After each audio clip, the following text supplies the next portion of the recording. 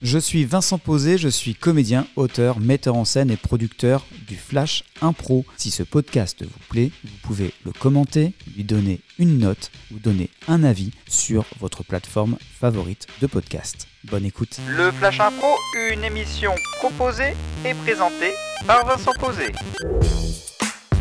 Salut à toutes, salut à tous et bienvenue dans le Flash Impro de l'improvisation théâtrale radiophonique qui est en public cette semaine. Aujourd'hui, je vous propose un live qui a été enregistré dans le cadre de la 2e édition du festival improvisé à Saint-Lô. C'était à la médiathèque de Saint-Lô en septembre dernier. Et les comédiens et comédiennes qui sont présents dans cette improvisation, c'est d'abord Stéphanie Roche que vous connaissez et Pierre Debroer qui est prof aussi à la Starac en ce moment. Bonjour Catherine, quel est votre prénom ? Bonjour Vincent, je m'appelle Catherine. Quel est l'événement historique que vous voulez, qui va nous inspirer ? La chute du mur de Berlin.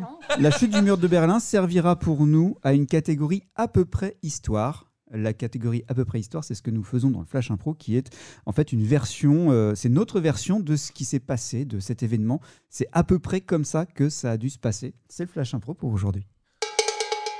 En jeu. Bonjour, donc durant cette conférence historique, le sujet, nous avons une spécialiste d'histoire, Isabelle Pambomboum.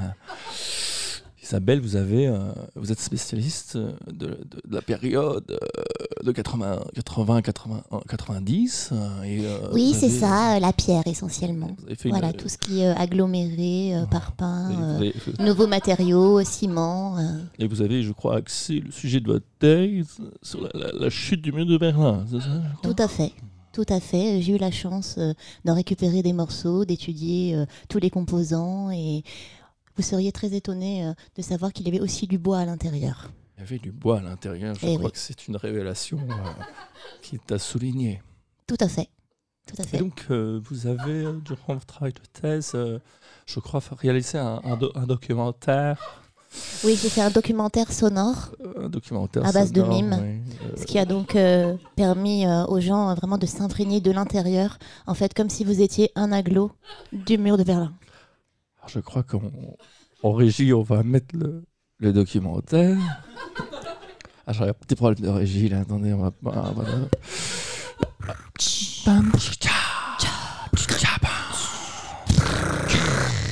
Et oui, je suis en ce moment à l'intérieur du mur de Berlin.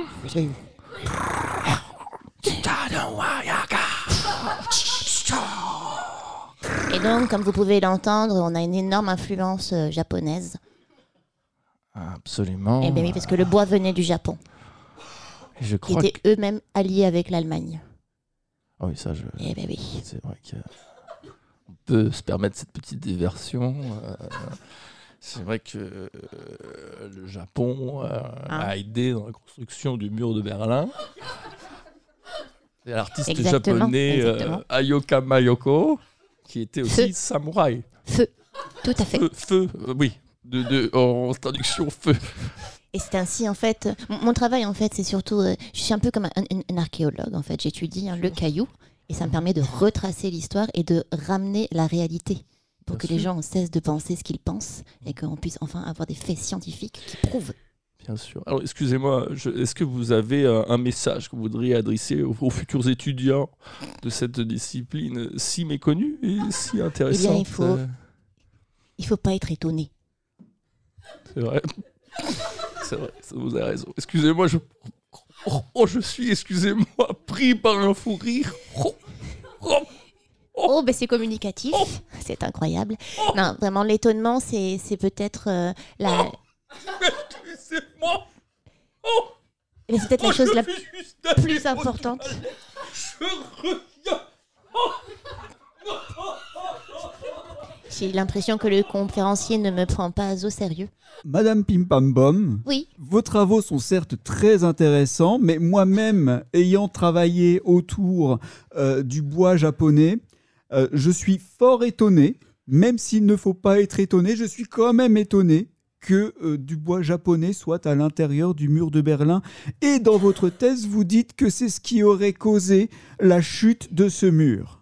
Ça a été beaucoup plus facile de le casser grâce à cet aggloméré de bois, oui, tout à fait. Je suis scié. Ah, vous revoilà. Je suis revenu, excusez-moi vraiment. pour cet écart, ça sera coupé au montage, de toute façon. Ah d'accord. Alors, apparemment, vous avez fait aussi une deuxième projection. Vous aviez prévu une deuxième projection. Oui, tout à fait. Et là, vous avez mis en voie les éléments. C'est ça qui est... Exactement. Je me suis associée au Centre d'art contemporain de la danse, ce qui a permis vraiment au corps de s'exprimer et de devenir l'objet. Oh, je vais demander en régie de mettre la vidéo numéro 2.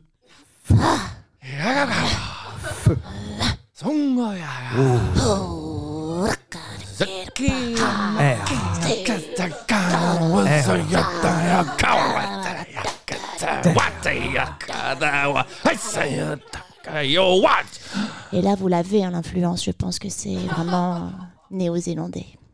Bravo! Bravo! Ouais, mais bien sûr! Bien sûr! Bien entendu. Mais où est-ce qu'ils vont trouver ces idées? Merci beaucoup Stéphanie Roche, merci beaucoup. Merci Pierre, c'était très drôle. On se retrouve demain pour la suite du Flash Impro en public cette semaine. À demain. Le Flash Impro, c'est un podcast, c'est aussi un spectacle avec les grands duels du Flash Impro, des enregistrements publics à Saint-Lô, dans la Manche, et une équipe de matchs d'improvisation qui se déplace un peu partout en France. Si vous voulez en savoir plus, flashimpro.fr ou les réseaux sociaux Flash Impro.